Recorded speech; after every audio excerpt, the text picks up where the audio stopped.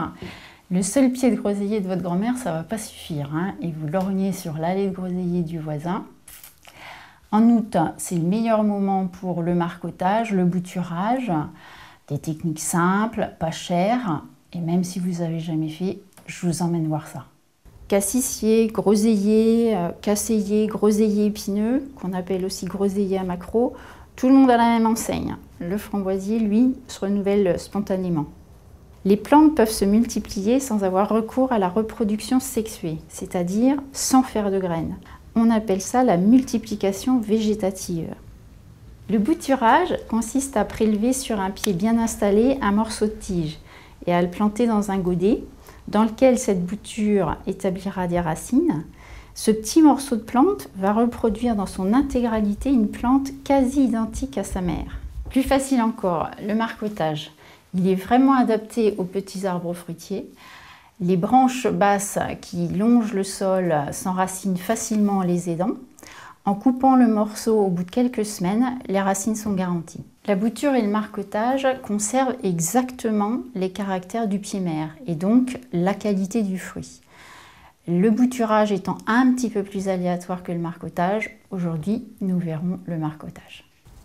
Sur un pied sain et exempt de traces de maladie, sélectionnez un rameau bien formé, situé près de la base de la touffe.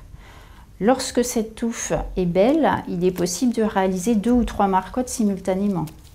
À environ 30 cm du groseillier, labourez le sol sur un carré de 50 sur 50 et 25 cm de profondeur. Si votre sol est lourd et argileux, remplacez la moitié de la terre par du sable granuleux.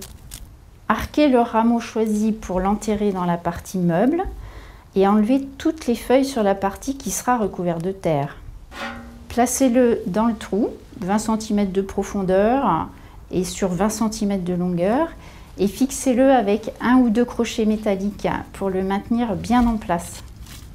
Relevez l'extrémité de la branche et maintenez-la verticalement en la fixant avec des liens sur un petit tuteur. Enfin, recouvrez de terre et arrosez. Au bout de quelques semaines, les racines sont émises sur la partie du rameau enterré.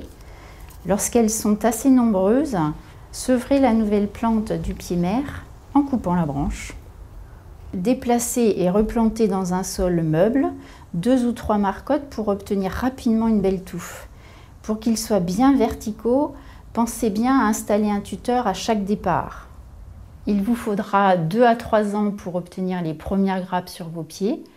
Alors à vous de jouer, bonne confiture!